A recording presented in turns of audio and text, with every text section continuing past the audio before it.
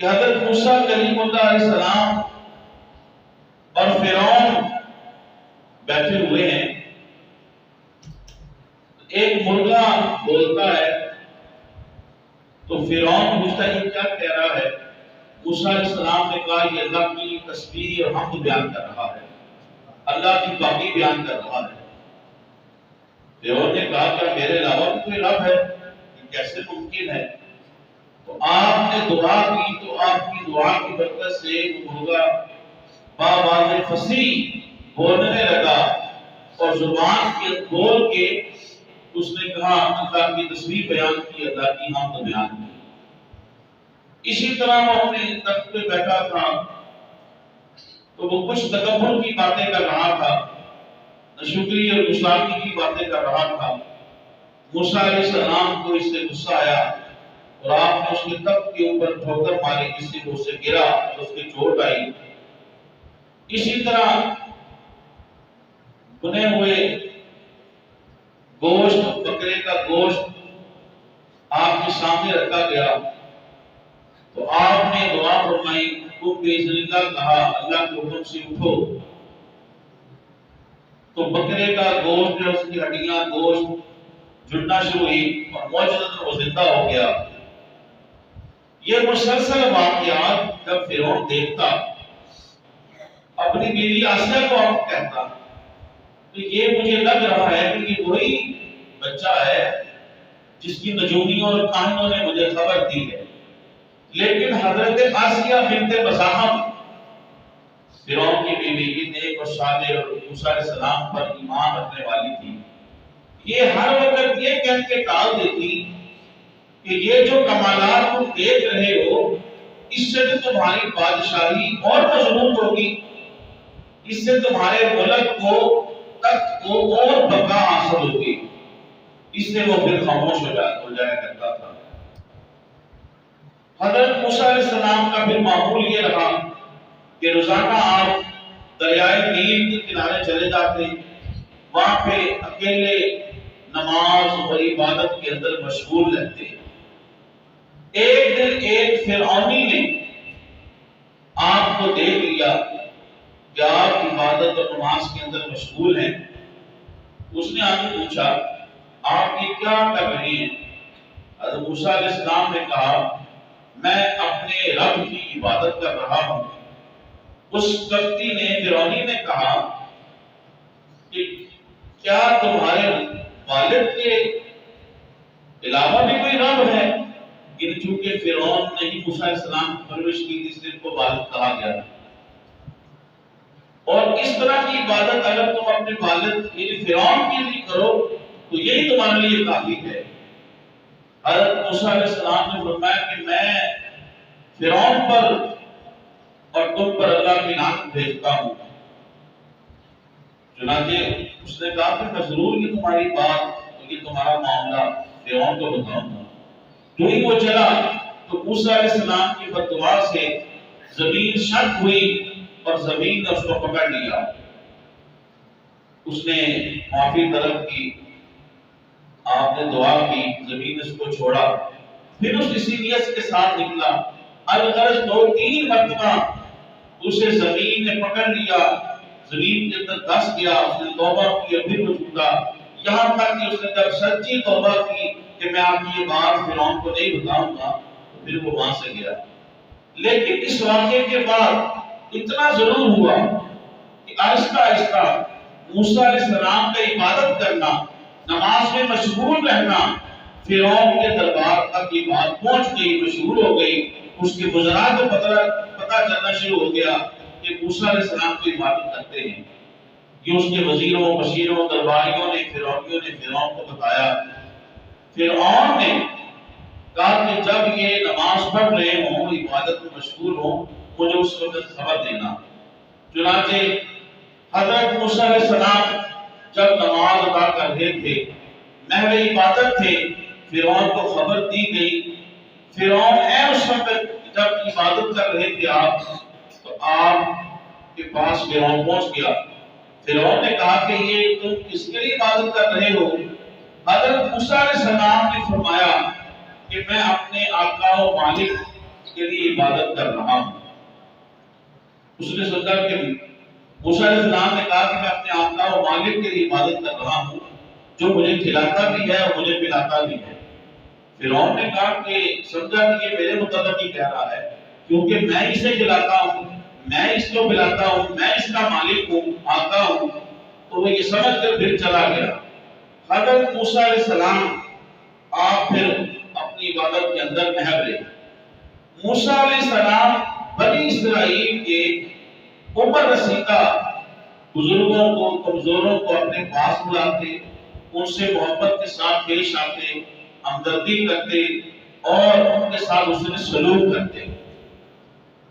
فرعون نے بنی اسرائیل جو حضرت یعقوب علیہ السلام کی اولاد تھی ان پر بے تحاشا ظلم کرتا، ان کو غلام بنا کے رکھا ہوا تھا، اور کبتی جو فرعون کے ماننے والے اور فرعون کے حمایتی اور مصر کے رہنے والے تھے ان کو وہ نوازتا تھا، اور موسیٰ علیہ السلام اور بنی اسرائیل کے لوگوں پر اس نے بے تحاشا ظلم کیے۔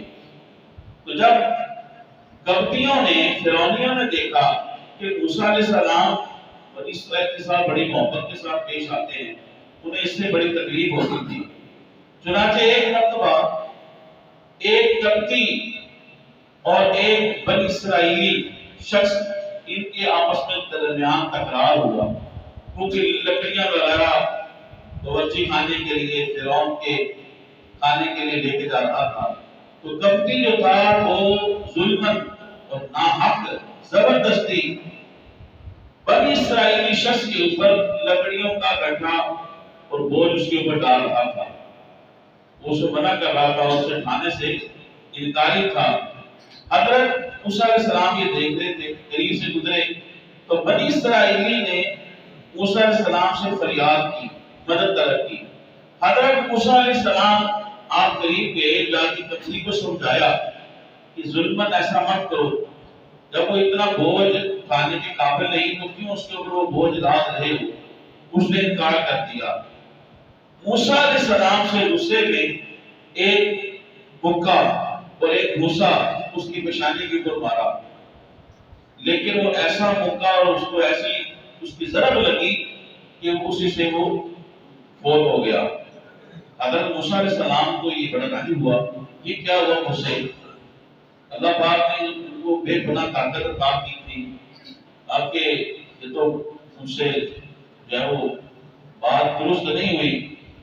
چنانچہ بنی اسرائیل وہاں سے چلا گیا۔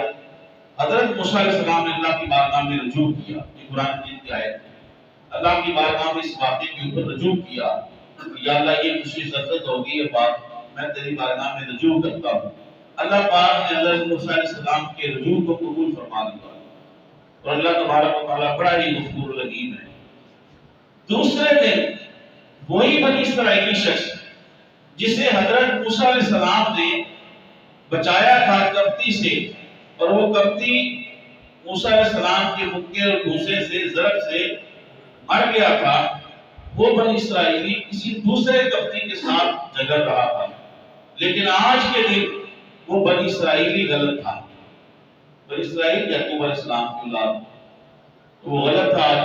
حضرت موسیٰ علیہ السلام قریب گئے اور بنی اسرائیلی کو سمجھایا کہ آج تم غلط ہو، اس طرح مت کرو۔ جب اس نے دیکھا تو اس کے زبان سے بے ساختہ اونچی آواز سے نکلا، اس نے کل کا معاملہ دیکھا ہوا تھا، اس نے کہا کل وہ غلط تھا تو ایک ضرب لگائی وہ مر گیا، کہیں ایسا نہ ہو کہ آج موسیٰ علیہ السلام مجھے بھی وہ ایک ضرب لگائیں اور میں بھی جان سے جاؤں۔ اس نے اونچی آواز سے کہہ دیا کہ ایسا نہ ہو کہ کل کی طرح آج میں بھی مارا جاؤں، اور وہ وہاں سے دوڑ گیا۔ وہاں قریب لوگ کھڑے تھے، لوگوں نے سن لیا یہ چرچا اور یہ باتیں جو ہیں وہ فرعون کے دربار میں پہنچ گئی کہ کل کا جو واقعہ ہوا، جو کبتی مارا گیا ہے، وہ تو حضرت موسیٰ علیہ السلام نے قتل کیا ہے، ان کے ہاتھوں مارا گیا ہے۔ چنانچہ فرعون کے دربار کے اندر جو کبتی سردار موجود تھے، انہوں نے فرعون سے مطالبہ کیا کہ حضرت موسیٰ علیہ السلام کو ہمارے حوالے کیا جائے، ہم موسیٰ علیہ السلام کو قصاصاً اس کبتی کے قصاص کے اندر اسے نعوذ باللہ قتل کریں گے۔ اب یہ مطالبہ ہو رہا تھا کہ فرعون کے دربار کے اندر ایک شخص جو حضرت موسیٰ علیہ السلام کا محب تھا وہ دوڑتا ہوا موسیٰ علیہ السلام کے پاس آیا اور آ کے موسیٰ علیہ السلام کو خبر دی کہ آپ کے قتل کے متعلق دربار میں گفتگو ہو رہی ہے اور قبطی سردار آپ کی حوالگی کا مطالبہ کر رہے ہیں، آپ یہاں سے کوچ کر دیں، آپ یہاں سے ہجرت کر جائیں۔ یہی وہ مومن شخص تھا جس کے بارے میں کہا تھا کہ موسیٰ علیہ السلام کے زمانے میں اس وقت وہ 4 شخص تھے جن کو مومن کے لفظ سے نوازا گیا۔ ایک یہ شخص تھا، یا مومن 4 ہیں، ان میں سے ایک یہ ہے، ایک سورہ یاسین کے اندر آتا ہے کہ بنی نجار کا وہ شخص جو دوڑتا ہوا آیا اور جس نے خبر دی۔ ان 4 میں سے یہ 2 شخص ہیں۔ تو بہرحال جب اس قبطی نے موسیٰ علیہ السلام کو یہ خبر دی کہ آپ یہاں سے ہجرت کر جائیں، آپ کے قتل کے اور آپ کی حوالگی کے منصوبہ بنایا جاتا ہے، تو حضرت موسیٰ علیہ السلام آپ جس حالت میں بھی تھے، نہ آپ کے پاس کچھ وقت زیادہ راہ تھا، آپ نے مصر سے مدین کی طرف آپ نے ہجرت فرما دی۔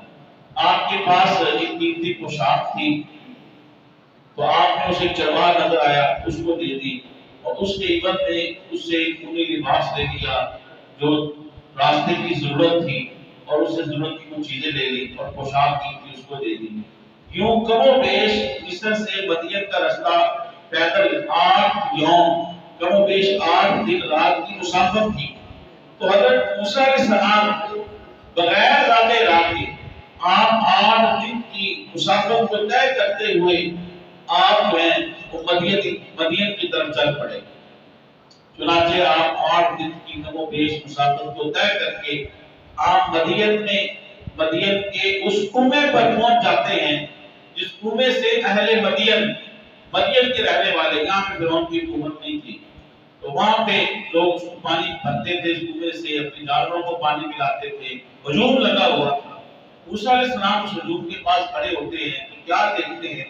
تمام لوگ اس کنویں سے پانی بھر رہے ہیں، جانوروں کو پلا رہے ہیں، لیکن قریب ہی 2 عورتیں کھڑی ہیں، باپردہ باحیا، ان کے جانور ہیں، وہ پانی نہیں بھر رہی نہ پلا رہی ہیں۔ موسیٰ علیہ السلام کے قریب گئے، کہا کہ تم کیوں نہیں پانی بھرتی اور پانی پلاتی ہے اپنے جانوروں کو؟ انہوں نے کہا کہ ہم کمزور ہیں، خواتین ہیں، یہ لوگ جب چلے جاتے ہیں تو ان کا جو بچا پانی ہوتا ہے، بائل گرا ہوتا، وہ ہمارے جانور بکریاں پی لیتی ہیں اور پھر جتنا ہوتا ہے ہم سے بھر لیتے ہیں، کیونکہ ہم خواتین ہیں اور والد ہمارے بوڑھے ہو چکے ہیں اور اس وجہ سے ہم یہاں کھڑے ہیں۔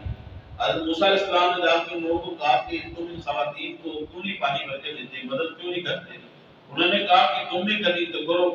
چنانچہ پھر حضرت موسیٰ علیہ السلام نے جو 2 باپردہ خواتین عورتیں کھڑی تھی ان کے جانوروں کو بھی پانی پلایا اور ان کو بھی پانی بھر دیا۔ وہ جو کنواں تھا اس کے اوپر وہ اس کو ایک سل سے، ایک پتھر سے ڈھانپتے تھے، اس کو مدین کے 10 کبھی اور طاقتور آدمی مل کے اس سل کو، اس کنویں کے پتھر کو ہٹاتے تھے، 10 نوجوان۔ لیکن حضرت موسیٰ علیہ السلام کو اللہ نے اتنی طاقت عطا کی تھی، آپ نے اکیلے ہی اس کنویں کے منہ سے اس پتھر کو اور سیل کو ہٹا لیا، اور جب آپ نے ایک ہی ڈول نکالا تو ایک ہی ڈول سے اتنا پانی نکلا کہ اللہ نے اس کے اندر اتنی برکت عطا کی کہ ایک ہی ڈول سے ان خواتین کے برتن بھی بھر گئے اور ان کے جانوروں نے بھی پانی پی لیا۔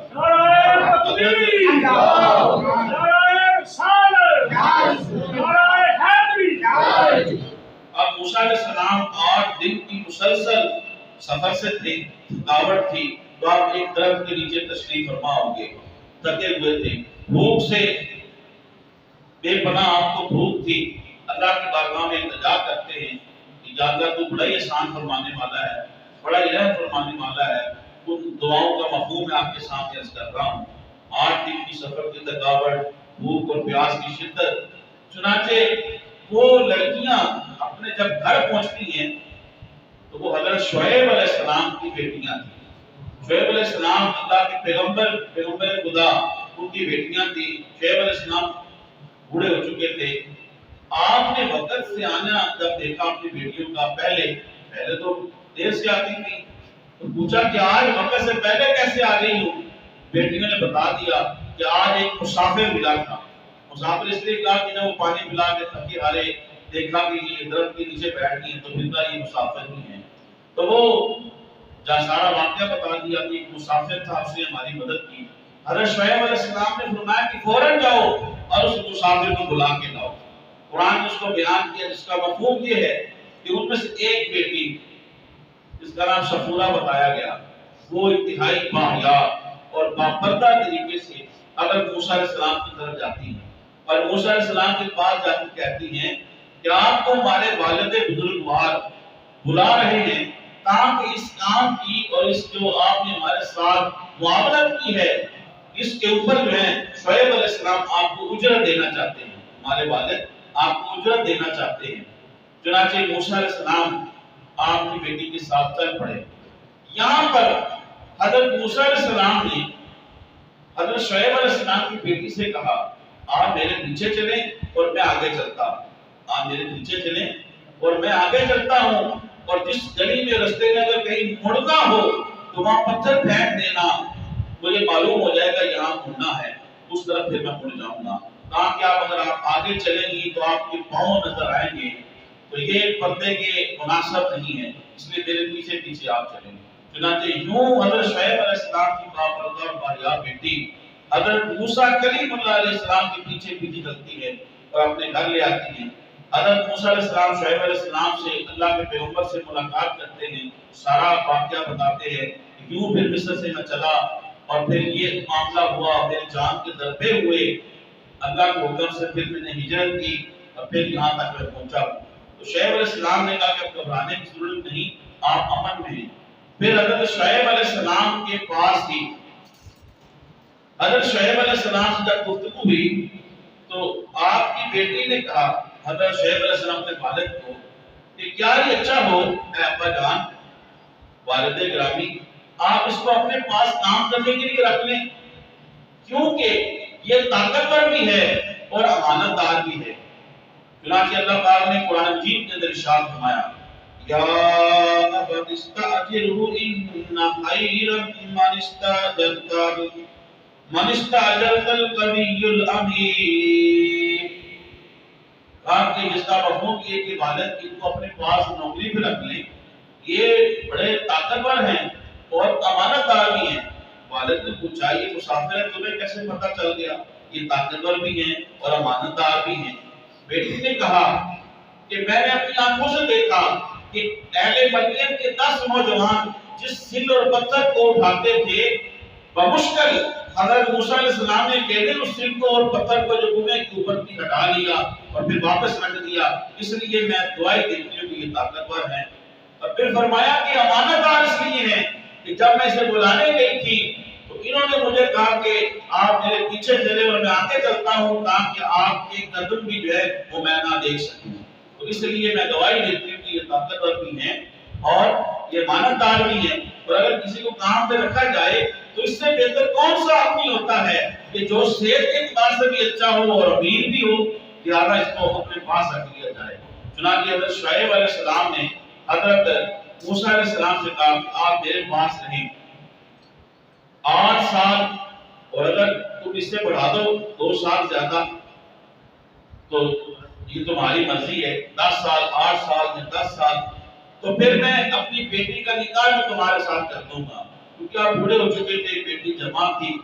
حضرت موسیٰ علیہ السلام نے کہا کہ جب اللہ کا حکم تھا تو آپ اس پہ راضی ہو گئے، تو آپ نے کم و بیش اپنی مرضی سے 10 سال تک حضرت شعیب علیہ السلام کی خدمت کی۔ حضرت شعیب علیہ السلام نے اپنی بیٹی کا نکاح حضرت موسیٰ علیہ السلام سے فرما دیا۔ جب کم و بیش 10 سال کا عرصہ گزرا، حضرت موسیٰ علیہ السلام نے پھر شعیب علیہ السلام کی بارگاہ میں عرض کیا آپ مجھے اب اجازت دیں، 10 سال کا کم و بیش عرصہ گزر گیا ہے، حالات بہتر ہوں گے، وہ بھول گئے ہوں گے، میں اب جاؤں مصر میں دوبارہ واپس، میری والدہ ہے، میری بہن ہے، اور میں جا کے ان سے ملاقات کروں اپنے اعزاء قریبا سے۔ چنانچہ شعیب علیہ السلام نے اجازت دی۔ کم و بیش 10 سال کے عرصے کے بعد حضرت موسیٰ علیہ السلام اپنی اہلیہ کو ساتھ دیتے ہیں، کچھ سامان ضرورت شعیب علیہ السلام آپ کو دیتے ہیں، اور یوں آپ سفر طے کر کے آپ مصر کے اندر پہنچ جاتے ہیں۔ چنانچہ رات کے وقت آپ پہنچتے ہیں، پھر آپ کی ملاقات آپ کی والدہ سے، بھائی ہارون علیہ السلام سے ہوتی ہے۔ بھائیو علیہ السلام، راستے میں ابھی آپ مصر کی طرف جا رہے تھے تو آپ کو آگ کی ضرورت پیش آئی، کیونکہ اس وقت سردی تھی، آگ کی ضرورت پیش آئی۔ اس وقت آگ لانے کے لیے پتھروں کو، خاص قسم کے پتھروں کو ایک دوسرے کے ساتھ مارا جائے، چنگاری نکلتی جس سے وہ خاص وغیرہ کو، پتوں کو جلاتے، پھر آگ روشنی کرتے لکڑیوں کے ساتھ۔ تو آپ کہتے ہیں پتھر اپنی ہڈی کو کہتے ہیں میں کوئی تلاش کر کے آتا ہوں۔ جب آپ آگ کی تلاش میں نکلے تو آپ کیا دیکھتے ہیں کہ ایک درخت ہے، اس کے اندر سے آگ جو ہے وہ روشن ہو رہی ہے۔ چنانچہ آپ اس کے قریب تک جاتے ہیں تو کیا دیکھتے ہیں، اس آگ درخت کے اوپر سے انتہائی بلند اور روشنی نکل رہی ہے، لیکن اس آگ سے نہ اس درخت کے پتے جل رہے ہیں، نہ اس درخت کے لکڑی جل رہی ہے۔ آپ حیران ہوئے، چنانچہ آپ آگے بڑھنا چاہا تو وہ آگ پیچھے ہو گئی۔ ایک روایت کے اندر آتا ہے کہ آپ اس سے ڈر کے پیچھے ہو گئے۔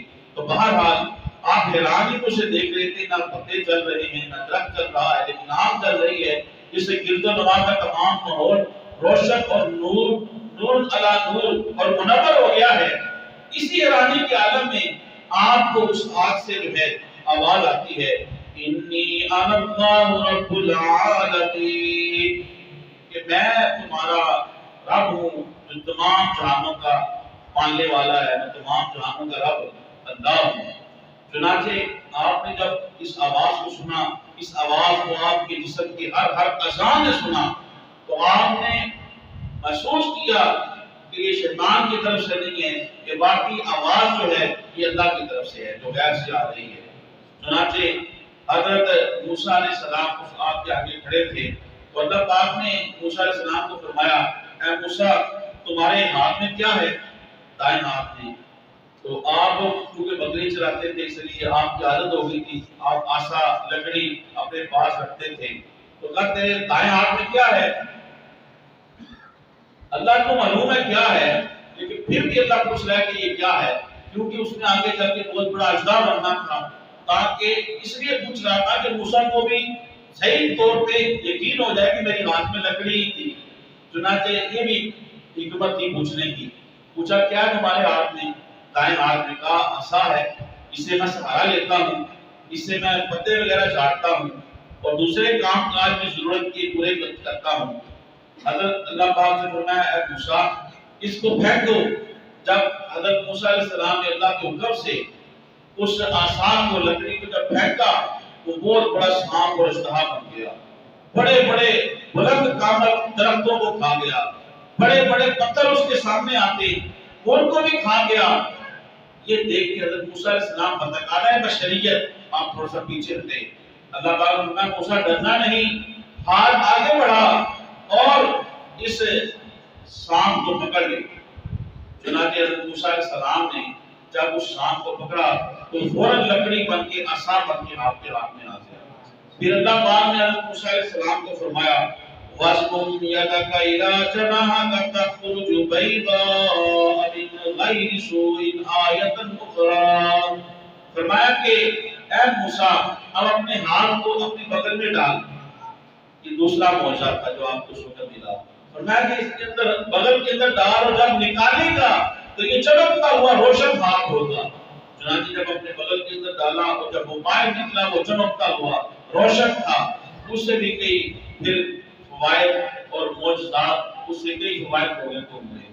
چنانچہ یہ دو معجزات اس وقت آپ کو ملے جب آپ آگ کی تلاش میں نکلے، جب آپ کی تلاش میں نکلے۔ پھر آپ اپنی اہلیہ کے پاس واپس آتے ہیں اور پھر اللہ کی ان معجزوں کو لے کے آپ پھر مصر چلے جاتے ہیں، اور پھر اللہ کا حکم آتا ہے اے موسیٰ اپنے بھائی ہارون کو بھی ساتھ لے اور فرعون کے بڑے دربار میں چلے جاؤ اور جا کے خدائے وحدہ لا شریک کی تبلیغ کرو اور ڈرنا نہیں ہے۔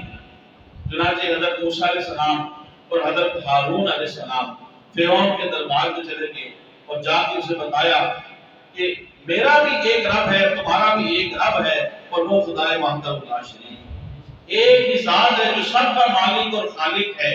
اس کے اوپر حضرت موسیٰ علیہ السلام، ہارون علیہ السلام اور فرعون کے درمیان مکالمہ اور مناظرہ ہوا۔ آپ دلائل دیتے، وہ پھر آگے سے گفتگو کرتا۔ بالآخر دلائل اور اس مناظرے اور مکالمے کے اندر اللہ پاک نے حضرت موسیٰ علیہ السلام اور حضرت ہارون علیہ السلام کو اللہ تبارک و تعالیٰ نے فتح عطا کی اور غالب رہے۔ وہ بڑا پریشان ہوا۔ یہاں پہ میں جب یہ تیاری کر رہا تھا ایک بات پڑی، فرعون کی ایک بیوقوفی بھی آپ سماعت کریں۔ فرعون نے اپنے وزیروں کو کہا، امان کو کہا، ایک میری عمارت کو، محل کو اونچا کر دو، بلند ترین کر دو۔ اس وقت کی بلند ترین عمارت فرعون کی تھی، اور پکی اور پختہ اینٹیں جو سب سے پہلے مکانات کے اندر استعمال کی گئی، وہ بھی فرعون کو شمال کے اندر استعمال کی گئی۔ تو بلند ترین جو ہے ہزاروں عمارت کو اور کاریگروں کو اکٹھا کیا گیا اور بلند ترین اس کے لیے محل کر دیا گیا۔ وہ کہتا تھا کہ میں اب بلند عمارت کروں اور اس کے اوپر چڑھ کے ذرا موسیٰ کے خدا کو دیکھو تو صحیح۔ یہ اس کی بیوقوفی تھی۔ بلند عمارت اب کھڑی کر دی گئی تو اپنے بلند محل کے اوپر جب چڑھا تو اس نے دیکھا کہ آسمان تو اتنا ہی دور ہے جتنا اس سے پہلے تھا، تو وہ شرمندہ اور ذلیل اور رسوا ہو کے پھر اپنے محل سے نیچے اترتا ہے، اور پھر آ کے وہ اپنے لوگوں کے اندر پروپیگنڈا کرتا ہے کہ یہ موسیٰ علیہ السلام اور ہارون علیہ السلام معاذ اللہ یہ تو جادوگر ہیں، لہذا اس کے مقابلے میں ہمیں جادوگروں کو اکٹھا کرنا پڑے گا۔ اس نے کم و بیش 40 دن کی اس نے مہلت مانگی، ہمیں مہلت دیں، ہم اپنے جادوگروں کو اکٹھا کرتے ہیں تاکہ تمہارے جادو کا وہ مقابلہ کریں۔